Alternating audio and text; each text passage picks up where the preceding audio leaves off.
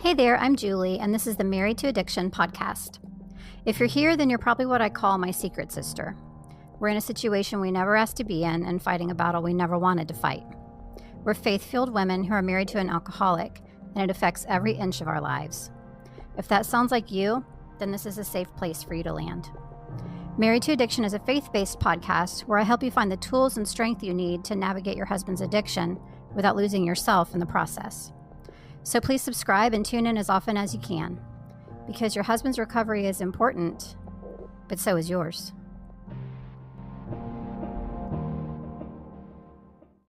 Hello, and welcome into episode 127 of the Married to Addiction podcast.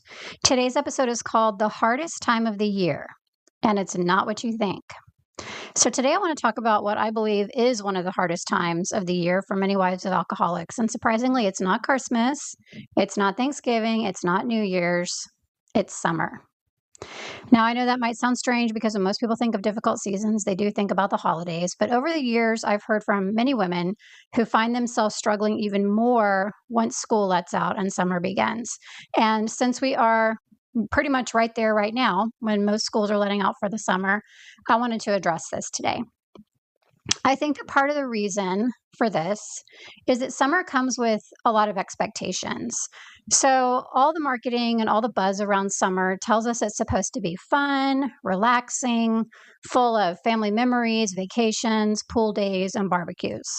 And it seems like everywhere you look, people seem to be posting pictures of all these happy family memories that they're making together. But when you're married to someone who struggles with alcohol, summer often feels really different.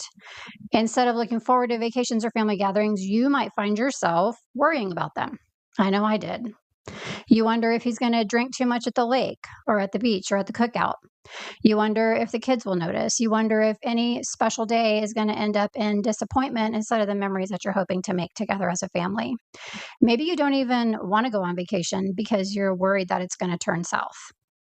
So suddenly, a season that's supposed to feel light starts feeling really heavy.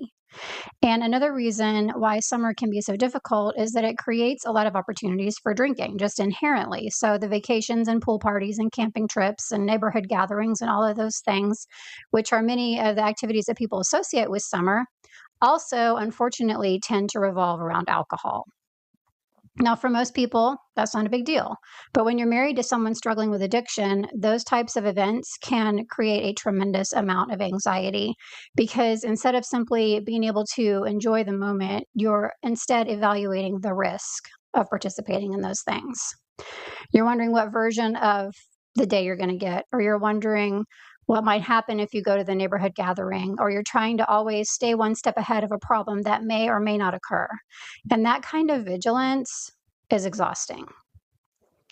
On top of all that, there's the reality that your kids are home. Now, don't get me wrong, of course, we love our kids, but summer often means less structure, which also includes more noise, more driving, more planning, more responsibility, maybe more monitoring of the kids, just a lot more demands on your time and your energy. If you're already carrying the emotional burden of living with addiction, summer can feel like somebody added another full-time job to your plate. Does that sound familiar? You're trying to keep everyone entertained. You're coordinating schedules if you're running them back and forth to summer camp. You're managing their activities. You're making their meals or packing their lunch for camp or whatever it is. You're trying to create a good summer for your children, whatever that looks like for you. But you're trying to do that while also navigating the challenges happening inside your home. And that is a lot for one person to carry. Then there's another piece of this that I think many women feel, but they don't talk about when they're married to an alcoholic. Summer kind of has a way of highlighting what you've lost, because you do see other families making those memories. And you do hear people talking about vacations they're excited about.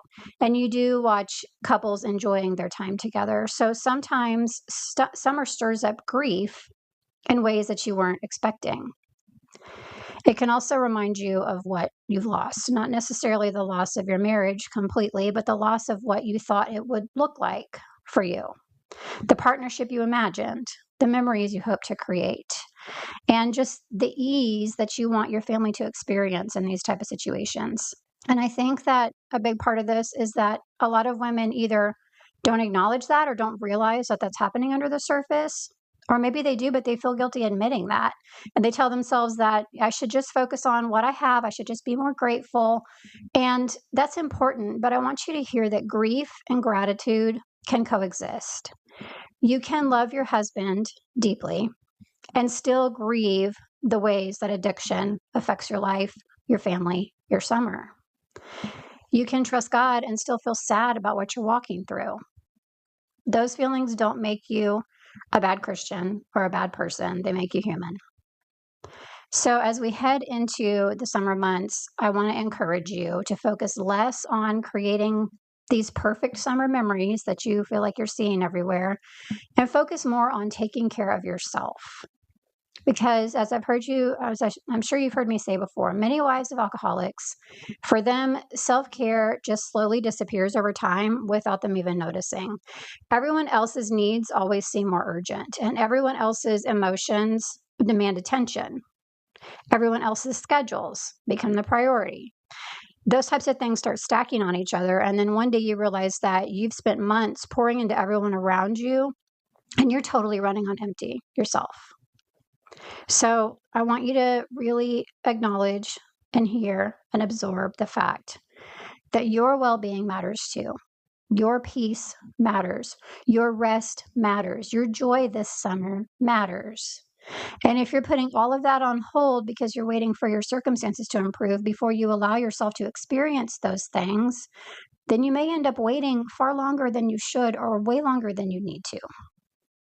One thing I've noticed over the years is that summer is often when women do realize just how much support they need because the structure of the school year disappears, the opportunities for drinking often increase, as I said, and many of the routines that kind of helped life feel manageable suddenly just change and shift. So it can really feel like you're carrying even more responsibility than usual, often with less support than you actually need.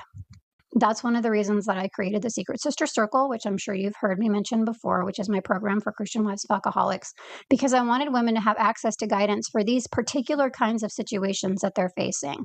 So not just general encouragement, but practical direction for moments like these that feel confusing or overwhelming or lonely, because summer doesn't put addiction on pause. If anything, it often magnifies challenges that are already there. So if summer feels heavy for you, I want you to know that you're not alone and there's nothing wrong with you if this season feels harder than everyone else's social media posts make it seem. You're carrying a lot, and that deserves acknowledgement. So as we move into these summer months, my prayer isn't that you can create a picture-perfect summer, because as the wife of an alcoholic, I know how challenging that is, but instead it's that you find moments of peace, moments of rest, and moments of joy right in the middle of the life that you're living today, because your life does not have to be put on hold while you wait for someone else to change. If you do want to join us in the Secret Sister Circle program, I would love to have you. Right now, you can get your first 7 days absolutely free.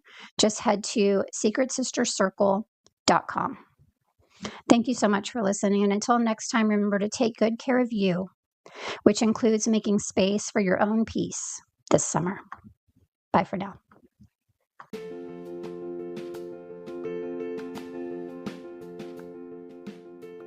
Quick question for you before I let you go today. Have you been to the Married to Addiction website? If you haven't, I would love if you would go pay it a visit. It's just marriedtoaddiction.com. And over there, you can see just a lot of different information about my podcast. There is a blog on there. There's some free resources for you. And there's also a few ways that you can actually get some help if you need a little more help and direction and support as you travel this difficult path with your addicted husband. So if you haven't yet, please go visit marriedtoaddiction.com. Thanks so much.